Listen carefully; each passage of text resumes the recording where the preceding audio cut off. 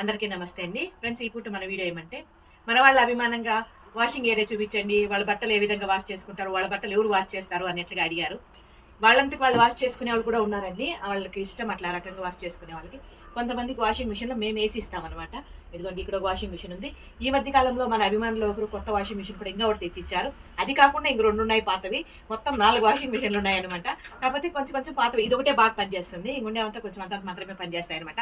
ఎవరైనా పేషెంట్లు అవుతారు కదా బెడ్ మీదకి వచ్చేసినప్పుడు, అట్లాంటి వాళ్ళ బట్టల మీద బట్టలోనే చేసుకునేస్తారు కాబట్టి అలాంటివి అంటే మరి అంటే అందరిలో కలుపుకుండా, అన్ని బట్టల్లో కలుపుకుండా ఆ రకంగా సపరేట్గా వేసేదానికి అవి యూజ్ చేస్తాము. దీంట్లో అయితే అందరు బట్టలు వేస్తాం అనమాట. ఇది విషయం. ఇక్కడ ఆరేసుకుంటాం. ఇదిగోండి ఈ విధంగా ఇక్కడ కొన్ని ఆరేసుకుంటాము. మళ్ళా ఆశ్రమం వెనకాల పక్క సైడ్ ఒక పక్క ఆరేసుకుంటాము. ఈ విధంగా ఉంటుంది.